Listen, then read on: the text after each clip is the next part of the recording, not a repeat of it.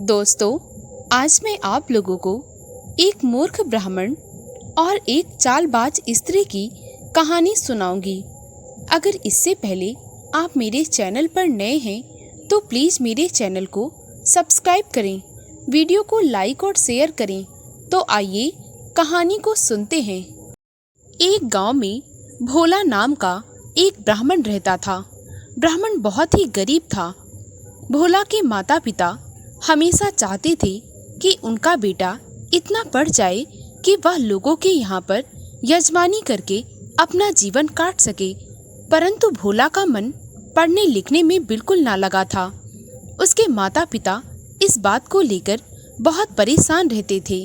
वे भोला को खूब समझाते, परंतु उनकी बातों का असर भोला पर बिल्कुल ना होता था।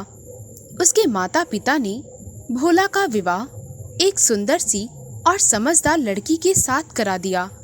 कुछ दिनों तक उसके माता पिता की वजह से भोला का घर परिवार चलता रहा, परंतु जब उसके माता पिता की मृत्यु हो गई तो भोला बिल्कुल अकेला पड़ गया। वह लोगों के घर में भिक्षा मांगता और उसी से अपना और अपनी पत्नी का पेट भरता था। कभी कभी तो उसे भिक्षा में कुछ न मिलता। वे दोनों भूखे ही सो जाते। लोग भोला का खूब अपमान करते। कोई उसे मंद बुद्धि ब्राह्मण कहता तो कोई उसे मूर्ख, परंतु भोला को इस बात का कुछ बुरा ना लगता। उसे तो अपना और अपनी पत्नी के पेट भरने से ही मतलब था। पहले जो लोग भोला को भिक्षा दे दिया करते थे, उन लोगों ने भी उसे भिक्षा देना बंद कर दिया। धीरे धीरे अक्सर भोला के घर में खाने को कुछ ना रहता। एक दिन भोला की पत्नी कहने लगी, सुनो जी, हमें ऐसा लगता है कि आपको दूसरे नगर जाके यजमानी करनी चाहिए। अपने नगर में तो लोग आपको मूर्ख कहते हैं, परंतु मुझे यकीन है कि आप दूसरे नगर में जाएंगे तो लोग आपसे पूजा पाठ जरूर करवाएंगे, और अगर पूजा पाठ का काम ना मिला तो कम से कम भिक्षा तो मिल ही सकती है। भोला भी अपनी पत्नी की बात से सहमत हो गया। वह कहने लगा, मुझे भी यही लगता है। इस नगर में तो मेरे लिए सूखा पड़ गया है, परंतु दूसरे नगर में मैं कुछ न कुछ अवश्य कर लूँगा। भोला ने अपना थैला उठाया और राधे राधे करके घर से बाहर निकल गया। घर से बाहर जाते समय वह अपनी पत्नी से कहने लगा, मुझे घर आते आते 1-2 दिन बीत जाएंगे, इसीलिए तुम अपने खाने का प्रबंध अपनी सहेली के पास से कर लेना। वापस आने के बाद मैं उसे वापस कर दूंगा। इतना कहकर भोला दूसरे नगर की ओर चल दिया। रास्ते में एक बहुत घना जंगल पड़ा। जंगल खत्म होने का नाम न ले रहा था।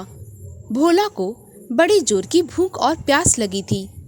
वह इधर उधर देख रहा था, परंतु उसे वहां पर दूर दूर तक कोई मनुष्य न नजर आ रहे थे, और न ही कोई तालाब या झरना जहां पर वह पानी पी सके। वह उदास मन से एक पेड़ के नीचे बैठ गया। तभी अचानक से उसे एक मंदिर दिखाई दिया। वह मंदिर के पास गया। मंदिर बहुत ही खूबसूरत था, परंतु यह क्या, मंदिर में किसी भी भगवान की कोई मूर्ति न थी। वह मंदिर पूरी तरह खाली था। यह देख भोला थोड़ा चौंक गया। तभी उसकी नजर मंदिर के पास एक पेड़ के नीचे गई। उस पेड़ के नीचे पति पत्नी चौसर का खेल खेल रहे थे। जब उन दोनों ने भोला को देखा तो भोला उस आदमी से कहने लगा, मुझे बहुत जोर की प्यास लगी है, क्या आप लोगों के पास थोड़ा पानी मिल सकता है? आसपास कोई तालाब या झरना दिखाई नहीं दे रहा। मैं बहुत देर से पानी की तलाश कर रहा हूँ। फिर मुझे यह मंदिर दिखाई दिया, इसीलिए मैं यहाँ आ गया। तभी वह आदमी कहने लगा, आप बिल्कुल सही जगह आए हैं। उसने अपनी पत्नी से कहा कि महाराज जी के लिए पानी लेकर आओ। उस आदमी की पत्नी भोला के लिए पानी लाई। उसके बाद वह अपनी पत्नी से कहने लगा, खाने का समय हो रहा है, इसीलिए महाराज जी के लिए स्वादिष्ट भोजन लगा दो। उस औरत ने भोला के लिए बहुत अच्छे अच्छे पकवान परोसे। भोला ने ऐसा खाना पहले कभी ना खाया था, इसीलिए उसने पेट भर के भोजन किया। जब भोला ने भोजन कर लिया तो वह आदमी भोला से कहने लगा, महाराज जी, हम दोनों पति पत्नी चौसर का खेल खेल रहे हैं, परंतु हम दोनों निर्णय नहीं कर पा रहे हैं कि हम दोनों में से कौन जीता। कृपा करके आप इस खेल का निर्णय कर दीजिए। भोला के मन में लालच आ गया। उसने देखा कि उस औरत ने बहुत सारे जेवर पहन रखे हैं और उस आदमी के पास कुछ भी नहीं है। भोला मन ही मन सोचने लगा, अगर उसने औरत के पक्ष में निर्णय दिया तो हो सकता है कि वह खुश होकर उसे कुछ दे दे। इसीलिए भोला उनसे कहने लगा, इस खेल में तो जीत आपकी पत्नी की हुई है। यह सुनकर वह औरत बहुत प्रसन्न हुई और उसने अपने गले का हार उतार के भोला को दे दिया। भोला राधे श्याम करते हुए घर की तरफ चल पड़ा। रास्ते में उसे एक तालाब मिला। भोला मन ही मन सोचने लगा, क्यों ना इस तालाब में स्नान कर लिया जाए। इसीलिए उसने अपने कपड़े और वह हार उतारकर तालाब के किनारे रख दिया और खुद पानी में जाकर कूद गया। तभी अचानक से वहां पर एक जंगल स्त्री आती है। वह स्त्री बहुत ही खूबसूरत होती है। उसने बिना कुछ कहे वह हार उठा लिया और वहां से भाग गई। वह किस तरफ गई भोला को नजर न आई। भोला दुखी मन से अपने घर लौट आया। भोला बहुत दुखी था, परंतु उसने इस सब के बारे में अपनी पत्नी को न बताया। उसकी पत्नी मन ही मन सोचती रही कि हो सकता है उसे कोई काम न मिला है, इसीलिए वह इतना दुखी है। उसने भी भोला से कुछ न पूछा और चुपचाप सो गई। अगले दिन सुबह सुबह भोला ने फिर से अपना थैला उठाया और अपनी पत्नी से अलविदा कहके राधे श्याम कहते हुए उसी जंगल में जा पहुंचा। जंगल में पहुंचते ही वह फिर से मंदिर के पास गया। आज फिर दोनों पति पत्नी पेड़ के नीचे बैठे हुए थे। भोला को देखते ही उस आदमी ने कहा, आइए महाराज जी, और उसने अपनी पत्नी से कहा कि महाराज जी के लिए स्वादिष्ट भोजन लगा दो। भोला ने आज फिर से बहुत ही स्वादिष्ट भोजन किया। उसके बाद वह आदमी फिर से कहने लगा, आज भी हमारे खेल का कोई निर्णय ना निकल रहा। कृपा करके आप ही बता दें कि हम दोनों में से कौन जीता। भोला ने फिर लालच दिखाई और उसने कहा, आपकी पत्नी जीती है। उस औरत ने खुश होकर भोला को एक थैला दिया और कहने लगी, महाराज जी, यह थैला कोई मामूली थैला नहीं है। आप अपने मन में जो इच्छा करोगे इस थैले से आप निकाल सकते हो, परंतु इसे आप नहा धोके आसन पर बैठकर ही निकालना। याद रखना, अगर इस थैले का प्रयोग आपके अलावा किसी और ने किया तो इससे कुछ नहीं निकलेगा। भोला बहुत खुश हुआ और राधे श्याम करते हुए वहां से चला आया। आज जब वह तालाब के किनारे आया तो उसने सोचा कि आज मैं स्नान नहीं करूंगा, नहीं तो फिर कोई अनहोनी हो जाएगी। भोला यह सोच ही रहा था, तभी वह जंगल स्त्री वहां पर आई और उसने भोला के हाथ से वह झोला खींच लिया और तुरंत हवा के जैसे वहां से निकल गई। भोला उससे कुछ कहता उससे पहले वह गायब हो चुकी थी। भोला बहुत दुखी हुआ। वह चुपचाप घर आ गया। आज उसने अपनी पत्नी को सारी बातें बता दी। उसकी पत्नी बहुत समझदार थी। वह समझ गई कि वे पति पत्नी कोई साधारण मनुष्य नहीं हैं, वे अवश्य कोई देवता हैं या स्वयं नारायण। भोला की पत्नी ने उससे कहा, आपके साथ ऐसा इसलिए होता है क्योंकि आप निर्णय देने में कुछ गलती करते हैं। आप सोच समझकर निर्णय करिए। तभी भोला कहने लगा, उस स्त्री के पास तो बहुत सारे जेवर हैं, परंतु उस पुरुष के पास कुछ नहीं। अगर मैंने पुरुष के पक्ष में निर्णय किया तो फिर वह मुझे कुछ नहीं देगा।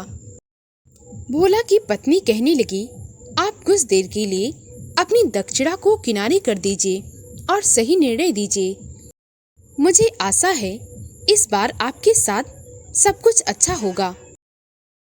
भोला अपनी पत्नी की बात मानकर अपने घर से राधे श्याम करता हुआ चल पड़ा। भोला की पत्नी मन ही मन सोचने लगी कि उसका पति इतना भोला है कि स्वयं नारायण उसे दर्शन दे दिए। भगवान या तो बहुत धर्मात्मा पुरुष को दर्शन देते हैं या फिर बहुत भोले भाले पुरुष को। मेरा पति तो बहुत ही ज्यादा भोला भाला है। वह भगवान से प्रार्थना करने लगी। इधर भोला फिर से जंगल में उसी मंदिर के पास जा पहुंचा। मंदिर के पास आज भी पति पत्नी चौसर का खेल खेल रहे थे। उन्होंने हमेशा की तरह भोला को स्वादिष्ट भोजन कराया। उसके बाद भोला से खेल का निर्णय पूछने लगे। भोला ने इस बार पुरुष को जिताया। यह सुनकर वह औरत हैरान रह गई। तभी भोला ने कहा, आप दुखी मत होइए, 2 बार से तो आप ही जीतती आ रही हैं। इस बार आपके पति जीत गए हैं। पत्नी कितनी भी तेज और होशियार क्यों ना हो, परंतु पुरुष के बिना वह अधूरी है। मुझे ज्ञात है कि आप हमेशा की तरह जीत जाती, परंतु आज आपने जानबूझकर अपने पति को जिता दिया है, क्योंकि आज खेल का आखिरी दिन है और अपने पति को आप हारते हुए नहीं देखना चाहती। यह सुनकर वह औरत मुस्कुराने लगी। आदमी ने औरत की तरफ देखा और कहने लगा, कौन कहता है कि यह ब्राह्मण मूर्ख है। उस आदमी ने भोला से कहा, मेरे पास तो आपको देने के लिए कुछ नहीं है, बस यह पीताम्बर है। आप इसे अपने साथ ले जाइए और सोच समझकर इसे सही जगह पर बिछाना, इधर उधर कहीं मत बिछाना। भोला कुछ ना बोला। वह पीताम्बर लेकर मुंह लटकाए हुए वहां से चला आया। आज जब वह तालाब के पास पहुंचा तो उसे वह जंगल स्त्री दिखाई दी। भोला ने उससे कहा, आज तुम क्या लेने आई हो? पहले तो मेरा हार ले लिया, उसके बाद झोला।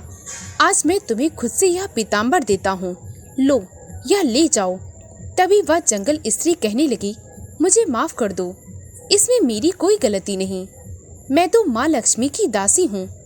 लक्ष्मीपति ने मुझसे जो करने के लिए कहा था मैंने वही किया, और आज मैं आपका झोला और हार वापस करने आई हूँ, क्योंकि यह भी लक्ष्मीपति का आदेश है। उस औरत ने भोला को उसका थैला और हार वापस कर दिया और वहाँ से वह औरत गायब हो गई। भोला बड़ी खुशी मन के साथ तीनों चीजें घर लेकर आ गया। उसने जैसे ही वह पीताम्बर जमीन पर बिछाया, वहाँ पर एक आलीशान महल बन गया। भोला ने वह हार अपनी पत्नी को दे दिया और कहने लगा, यह अपने पास रखो, आज तक मैंने तुम्हें कुछ ना दिया।